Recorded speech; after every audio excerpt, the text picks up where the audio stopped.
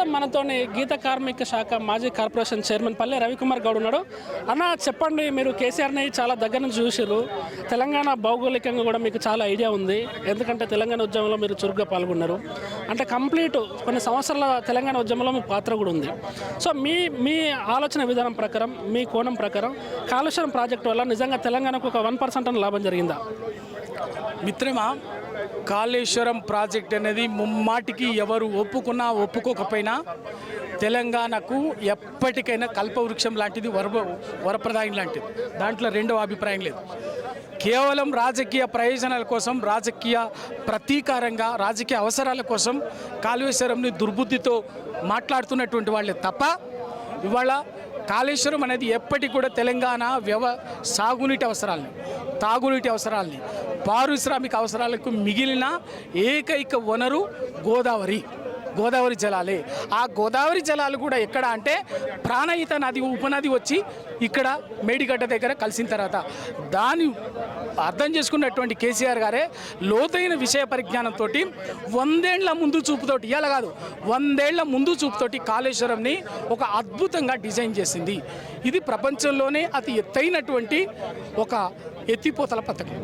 అటువంటిది దాంట్లో వీళ్ళు కేవలం రాజకీయంగా దుర్బుద్ధితోటి మాత్రమే దాన్ని రాజకీయ కోణంలోనే వ్యతిరేకిస్తున్నారు తప్ప వేరే ఇంకేమీ లేదు. అంటే దాదాపు సంవత్సరానికి 10,000 కోట్ల కరెంటు బిల్లు వస్తుంది ఆ బాహుబలి మోటార్లు తీసుకొచ్చి పెడితే. కానీ ఒక చారణ కూరకు బారణ మసాలా అన్నట్టు ₹1 ఇన్కమ్ వస్తే దాని మీద ₹10 ఖర్చు చేయాల్సి వస్తుందని చెప్పేసి అని కొంతమంది మేధావులు చెప్తున్నమాట, కొంతమంది నిపుణులు చెప్తున్నమాట, ఇటు కాంగ్రెస్ పార్టీ కూడా చెప్తున్నమాట. దానిపై మీరేమంటారు? ఇప్పుడు ఇదే మేధావులు చాలామంది, ఇదే రాజకీయ నాయకులు మాట్లాడుతున్నటువంటి కాళేశ్వరము మొదట ఏం చెప్పారో తెలుసా? ఇప్పుడు సంవత్సరానికి 10,000 కరెంటు బిల్లు అంటున్నారు. మొదట ఏం మాట్లాడారో తెలుసా? నెలకు 10,000 కరెంటు బిల్లు వస్తుందని చెప్పారు. 10,000 కోట్లు ఖర్చు కరెంటు బిల్లు వస్తుందని చెప్పారు. ఇవాళ సంవత్సరానికి 10,000 కోట్లు అంటున్నారు. నేను అడుగుతున్నా, ఎస్ ఖచ్చితంగా వస్తే రావచ్చు, అది సాంకేతిక ప్రమైనటువంటిది. ఇవాళ వ్యవసాయానికి, ఆహార ఉత్పత్తికి సంబంధించి, వ్యవసాయానికి బహుళార్థక సాధక ప్రాజెక్టుకు సంబంధించి ఒక ప్రాజెక్టు కట్టినప్పుడు దాన్ని ఆర్థిక ప్రయోజనాలుగా చూడము, దాని వెనుక ఉండేటువంటి ప్రయోజనం ఏంటి అన్నది చూస్తాము. ఇంకా చాలామంది ఏదో లెక్కలు మాట్లాడుతున్నారు. నేను అంత మేధావిని కాదు, అంత తెలివినోని కాదు. కామన్ సెన్స్తో ఒక మాట అడుగుతున్నా. ఏదో ₹100 ఖర్చు పెడితే దానికి ₹50 కూడా వచ్చే అవకాశం లేదు అని చెప్పేసి ఏదో లెక్కలు చెప్తున్నారు. అంతే కదా, బాగానే ఉంది. నేను స్ట్రేట్ అవే ఒక చిన్న జ్ఞానంతో అడుగుతున్నా. మీ ఊర్లో ఒక గవర్నమెంట్ స్కూల్ పెడితే ఒక 5 టీచర్లు పెట్టి పిల్లలకు చదువులు చెప్పి వాళ్ళకి సంవత్సరానికి నెలకాల జీతాలు అన్నీ కలిపి 10 లక్షలు, ఇంకో సంవత్సరానికి ₹1 కోటి గవర్నమెంట్ స్కూల్ నడపడం అయితే మరి ఆ ఊర్లో స్కూల్ మెయింటెనెన్స్ కోసం, స్కూల్ కోసము సంవత్సరానికి ₹1 ఖర్చు పెడుతుంటే మరి ప్రభుత్వానికి ఆ ₹1 పెడితే ఎంత లాభం వస్తుందో చెప్పండి? వస్తుందా? ఏమన్నా నయా పైసా రాదు కదా. కానీ దేనికోసం పెడతాం? మానవ వనరుల అభివృద్ధి కోసం, ప్రజలకు చదువు కోసం. ఆ చదువు ద్వారా భవిష్యత్తు పౌరుని ఒక సాంకేతికంగా అవసరమైనటువంటి నైపుణ్యం తీర్చిదిద్దడం కోసము పెట్టే ఒక హ్యూమన్ రిసోర్స్ డెవలప్మెంట్ కోసం పెట్టేటటువంటి ఒక పెట్టుబడి. ఇక్కడ కూడా కాళేశ్వరం మీద మీరు చెప్పే లెక్కలే అనుకుంటే అదే నిజమైతే ఇక్కడ పెట్టుబడిని లాభ నష్టాలతో చూడకూడదు. జ్ఞానం ఉన్నటువంటి వాడు, బుద్ధి జ్ఞానం ఉన్నటువంటి వాడు, సమాజం అంటే తెలిసినటువంటి వాడు, సమాజ ప్రజల ప్రయోజనాలంటే తెలిసినటువంటి వాడు. ఎందుకు అంటే తెలంగాణ, మరి నేను అడుగుతున్నా, తెలంగాణ మీరు పెట్టిన నిర్వాకం వల్ల 50 ఏళ్లుగా అటు గోదావరిని ఎండబెట్టి, అటు కృష్ణాని ఎండబెట్టి తెలంగాణ ఒక్క ప్రాజెక్టు పూర్తి చేయకపోతే ఈ తెలంగాణ గడ్డ మీద దాదాపుగా వ్యవసాయం దిక్కులేక 40,000 మంది ఆత్మహత్యలు చేసుకున్నారు. 40,000 మంది రైతులు ఆత్మహత్యలు చేసుకున్నారు. ఈ వ్యవసాయం అప్పుల పాలయ్యి కష్టం పడి, మరి ఆ ప్రాణ నష్టానికి మీరిచ్చే పరిహారం ఏందో, మీరిచ్చే మూల్యం ఏందో చెప్పండి. ముక్కు నేలకు రాయల ఒక్కొక్కడు ఆ రోజు నుంచి ఈ రోజు వరకు తెలంగాణలో 1956 నుంచి 2014 దాకా తెలంగాణ పరిపాలించినటువంటి నాయకులు ముక్కు నేలకు రాయాల ప్రభుత్వం నడిపినటువంటి పార్టీలు నాయకులు 46,000 మంది రైతుల ఉసురు పోసుకున్నారు. వాళ్ళకి ఎట్లా లెక్క కడతారో చెప్పండి. ఇవాళ కాళేశ్వరము 100 రూపాయలు పెట్టుబడి పెడితే 50 రూపాయలు 2 రూపాయలు వస్తుంది అంటున్నారు కదా. అది కరెక్టే. నేను అడుగుతున్నా, 45,000 మంది రైతులు ఆత్మహత్యలు చేసుకున్నారు కదా మీ నిర్వాహకం వల్ల. దక్షిణ తెలంగాణ మహబూబ్ నగర్ వలసలకి కేంద్రమైంది కదా. సంవత్సరాలకు 14-15 లక్షల మంది బతుకు తెరువు కోసం దేశాలు పట్టుకొని పోయింది కదా. నల్లగొండ ఫ్లోరైడ్ కోస కరువు కోసతోటి అల్లాడింది కదా. రూరల్ రంగారెడ్డి ఎంత మీ దాష్టికాన్ని అనుభవించిందో చూసింది కదా. వాటన్నిటి వల్ల అంబలి కేంద్రాలు పెట్టి ప్రజల్ని కాపాడుకున్నటువంటి చరిత్ర మన కళ్ళ ముందే చూస్తున్నాం కదా. మరి వేల మంది ప్రాణం తీసుకున్నారే, లక్షల పంపు సెట్ల కరెంటు బిల్లులు కట్టిండే, వాటన్ని ఎక్కడి నుంచి? ప్రజల రక్తం చెమట నుంచి ఉసురు పోసుకున్నటువంటి వాళ్ళు మీరు గీ లెక్కలు చెప్తారా? ఏ ఆర్థిక శాస్త్రవేత్త చెప్పిండో చెప్పండి. ఏ ఆర్థిక శాస్త్రవేత్త, ఏ మానవ హక్కుల కోసం పనిచేసేటటువంటి వాడు, ఏ ప్రజా అభ్యుదయం కోసం పనిచేసేటటువంటి వాడు ఈ లెక్కలు చెప్తున్నాడు నాకు చెప్పండి.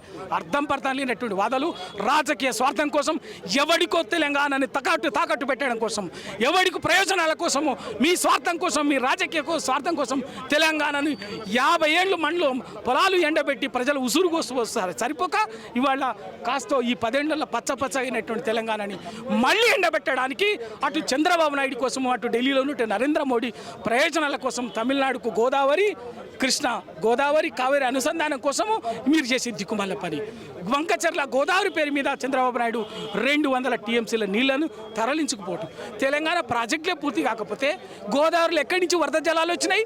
మేధావం చెప్పండి. వరద జలాల్లో తీసుకుపోతామని చెప్తున్నాడు చంద్రబాబు నాయుడు.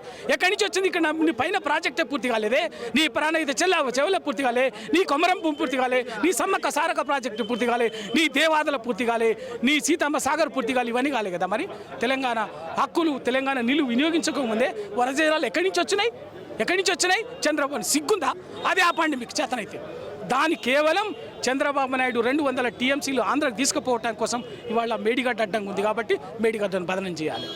నరేంద్ర మోడీ గోదావరి నుంచి కావేరి అనుసంధానం ద్వారా తమిళనాడుకు నీళ్లు తీసుకుపోవాలి కాబట్టి దానికి అడ్డంగా ఉంది మేడిగడ్డ కాబట్టి ఇవాళ మీరు దీన్ని బదనం చేస్తున్నారు. బరాబర్ మీ కుట్రలు కొత్త కాదు. మాకు 70 ఏళ్ళు అనుభవించినటువంటి వాళ్ళు వాటన్నిటిని ఎదిరించి మీ మెడలు వంచి తరిమితే కానీ తెలంగాణ ఇయ్యనటువంటి వాళ్ళు మీరు ఎలా పెద్ద ఇచ్చినాం అని చెప్పేసి ఒక నంగనాచి మాటలు మాట్లాడుతాం. బరాబర్గా ఇయ్యాల మాట్లాడుతున్నాం. నిజంగా మాకు మొన్నటి వరకు కూడా సోనియా గాంధీ మీద ఒక కృతజ్ఞత భావం ఉండే. తెలంగాణ హక్కుల కోసం, తెలంగాణ ఆకాంక్షల కోసం పనిచేసినటువంటి వాళ్ళు మీరు ఇదే పదే మాట్లాడితే ఊరికే ఇయ్యలే. మిమ్మల్ని తరిమితే ఊర్లలో నుంచి మమ్మల్ని రాజకీయంగా బొందబెడతారు, గతి లేదు అనే పరిస్థితుల్లో మీరు తెలంగాణ ఇచ్చినారు తప్ప ఊరికే పుణ్యానికి ఏమీ లేదు. 1200 మంది ఉసురు పోసుకున్నది తెలంగాణ అమరవీరుల మీరే.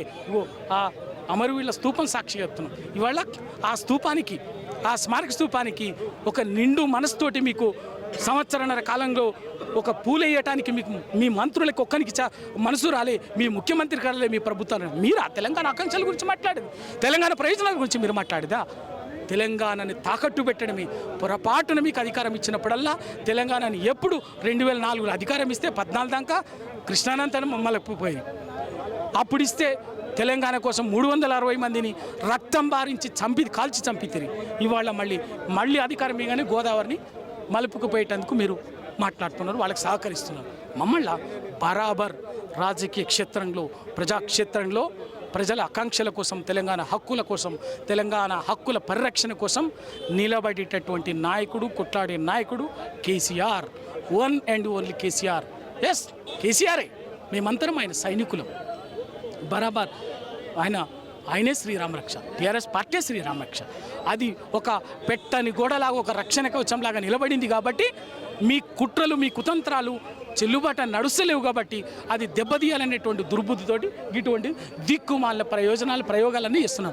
ఏం కొత్త ఏం కాదు. బరాబర్గా వదిలిపెట్టేది ఏం లేదు. అన్నిటినీ తొక్కుకుంటా అన్నిటిని మాకు అడ్డం వచ్చినటువంటి వాళ్ళ ఉన్న ప్రతి ఒక్కరిని తొక్కుకుంటా తెలంగాణ రాష్ట్రాన్ని సాధించినాం.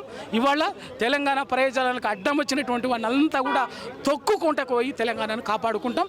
వదిలిపెట్టేది ఏం లేదు. Please subscribe to the channel and download the Politicos app from the links in the description.